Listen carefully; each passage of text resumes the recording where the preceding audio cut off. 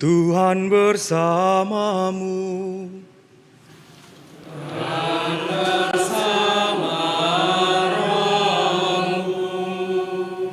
Inilah Injil suci menurut Matius.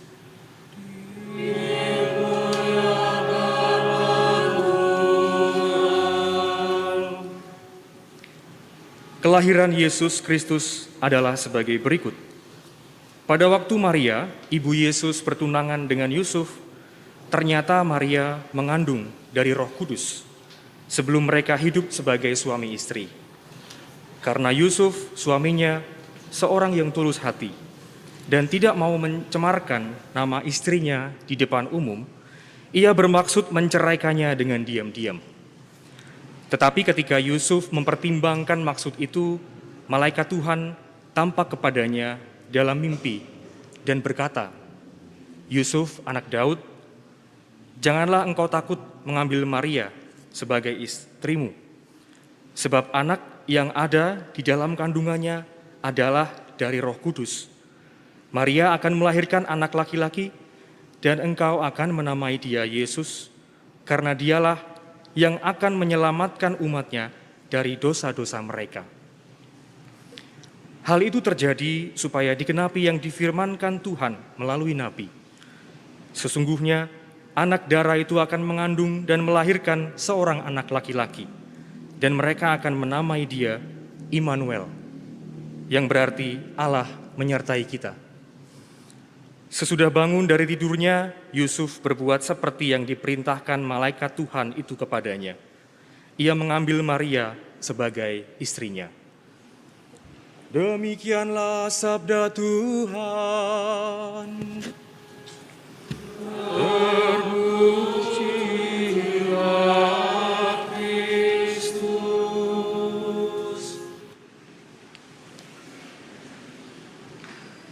Ibu bapak, saudara-saudari yang terkasih, rekan-rekan muda, selamat malam berkah dalam.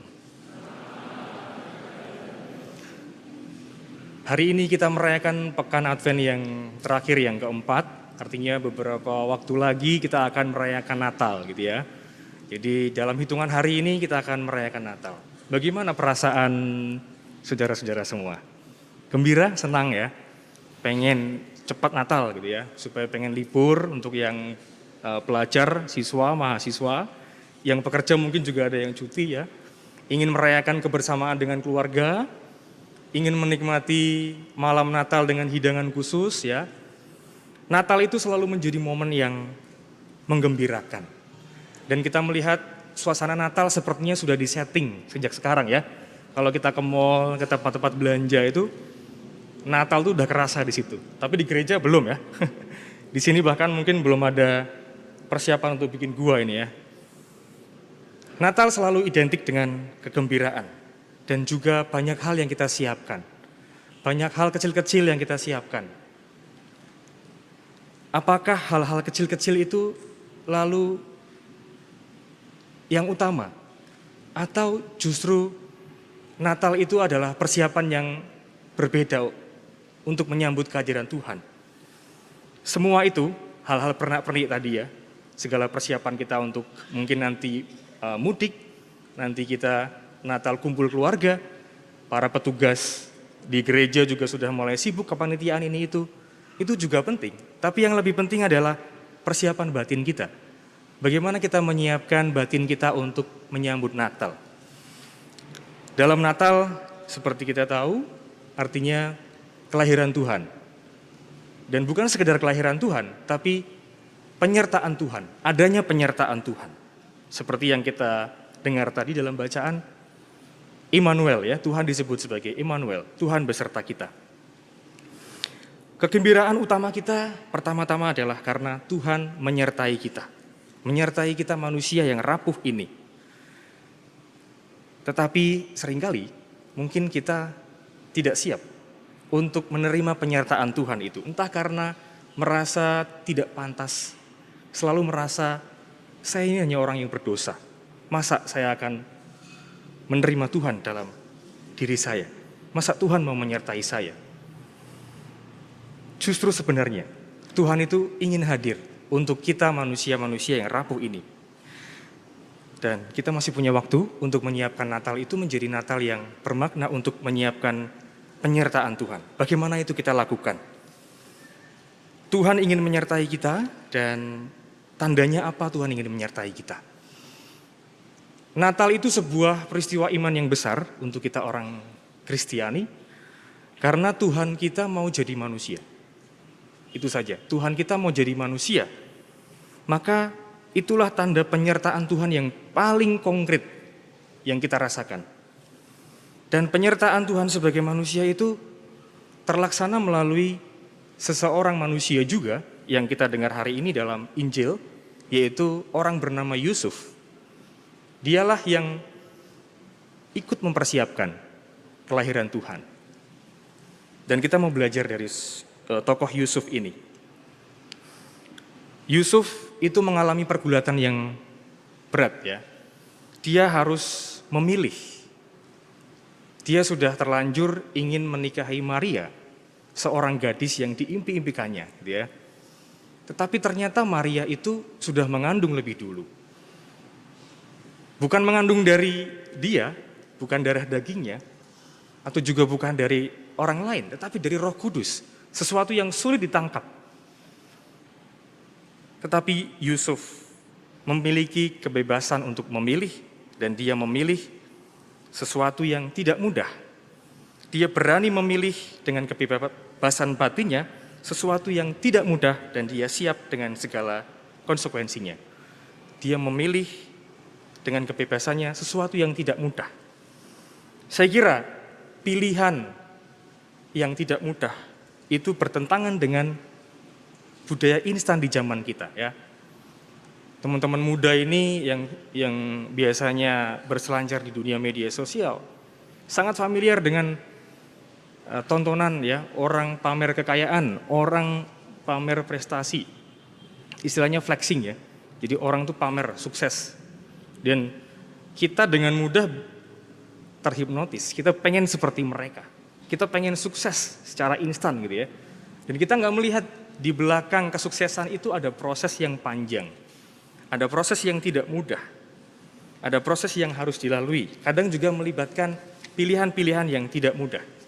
Kalau orang itu sungguh sukses, berhasil, saya yakin di belakangnya itu ada proses yang tidak mudah. Kita sudah melihat ya, mereka yang sukses pura-pura itu akhirnya masuk penjara, ya kan? Tapi orang yang sukses beneran itu memiliki proses yang tidak mudah. Dia harus mengorbankan banyak hal di balik itu semua. Jadi kita mari melihat flexing itu bukan sesuatu yang ingin kita capai secara instan ya. Tapi memotivasi kita untuk melihat proses di balik itu semua. Ada seseorang yang bercerita bahwa di usianya yang ke-27 dia sudah berpenghasilan jutaan dolar gitu ya. Sangat istimewa ya. Dan dia sudah tinggal di negara yang makmur, di Singapura.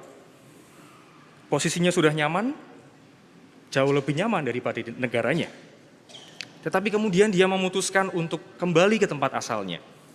Bukan di Singapura yang serba nyaman. Dan keputusan itu dibuat. Karena apa? Karena bagi dia, hidup itu bukan hanya soal achievement, bukan hanya soal pencapaian, gaji tinggi. Tapi hidup itu juga soal fulfillment, soal pemenuhan dirinya sebagai manusia yang merindukan makna, yang ingin berbagi dengan orang-orang di negaranya. Akhirnya dia memutuskan untuk kembali dan dengan talentanya dia kemudian berbagi kepada orang-orang di sekitarnya. Meskipun dia kehilangan jutaan dolar yang pernah diraihnya. Inilah jalan yang juga ditempuh oleh Yusuf. Bagi Yusuf, yang penting itu bukan achievement, sebagai seorang pria dia mendapatkan gadis yang diinginkannya gitu ya. Bukan Maria yang sudah mengandung. Bukan achievement Maria yang seperti diimpikan. Tetapi fulfillment. Yusuf lebih memilih fulfillment. Dia mengejar kepenuhan dirinya sebagai orang beriman. Ada nilai dan tujuan yang lebih luhur yang dia pilih. Dan berkat pilihan Yusuf itu keselamatan Tuhan terjadi. Yesus lahir di antara kita sebagai manusia, ditemani oleh Yusuf di dalam keluarga kecilnya, dan Yusuf memainkan peranan yang sangat penting. Dalam kisah Yusuf, yang kita dengar hari ini, kita melihat bahwa karya keselamatan Tuhan itu juga memakai cara-cara yang manusiawi gitu ya. Yesus tumbuh di tengah keluarga Yusuf. Sangat manusiawi, bukan Tuhan yang jauh di atas sana. Dan saya yakin dengan ini kita pun bisa hidup seperti Yusuf.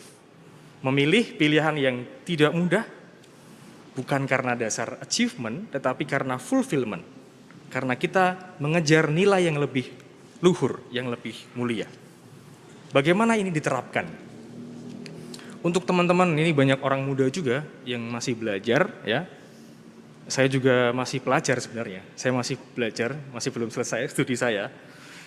Sekalian sharing ya. Jadi untuk teman-teman yang mungkin masih mahasiswa ya, perjuangan kita dalam belajar itu juga bagian dari persiapan menyambut kehadiran Tuhan. Persiapan batin kita untuk menyambut Tuhan yang lahir nanti pada hari raya Natal. Untuk teman-teman yang mungkin sudah sidang ya, selamat. Yang sudah wisuda barangkali ya, selamat. Dan itu adalah persembahan kita untuk kelahiran Tuhan nanti. Itu adalah komitmen kita untuk memilih sesuatu yang Tuhan berikan kepada kita. Kemudian untuk kita yang berkarya, yang bekerja, yang mencari nafkah, yang bekerja untuk keluarga dan untuk masa depan kita, segala upaya kita adalah juga persiapan untuk menyambut kehadiran Tuhan. Pilihan-pilihan kita dalam situasi yang sulit yang kita hadapi adalah alat bagi kita untuk merayakan kehadiran Tuhan, Sang Immanuel, Tuhan yang ingin menyertai kita. Dalam bekerja, kita bukan hanya mengejar achievement, gaji tinggi mungkin, jabatan tinggi, tapi juga fulfillment, kepuasan batin, ekspresi diri, pengorbanan diri untuk keluarga. Maka pesan penting sabda Tuhan hari ini, dalam rangka mempersiapkan batin kita menyambut kelahiran Tuhan adalah bahwa kehadiran Tuhan itu seringkali menuntut pilihan-pilihan yang tidak mudah secara manusiawi, tetapi memiliki tujuan yang mulia. Tuhan Sang Immanuel, Tuhan yang menyertai kita, tidak menjauhkan kita dari segala tantangan dan kesulitan, tetapi menyertai kita dalam tantangan dan kesulitan yang kita hadapi. Kalau kita tidak berani memilih yang menantang dan sulit, barangkali kita tidak perlu Tuhan, tidak perlu penyertaan Tuhan. Karena Tuhan hadir justru ingin menemani kita dalam segala tantangan dan kesulitan kita. Dia memilih menjadi manusia supaya dia tahu kesulitan kita. Dan dia menjadi sahabat, menjadi pembimbing, menjadi pribadi yang paling dekat dengan kita. Semoga hari-hari yang tersisa menjelang Natal ini juga membantu kita untuk menyiapkan batin agar kita menerima penyertaan Tuhan dalam pilihan-pilihan yang tidak mudah yang sedang kita hadapi. Tuhan memberkati kita semua. Amin.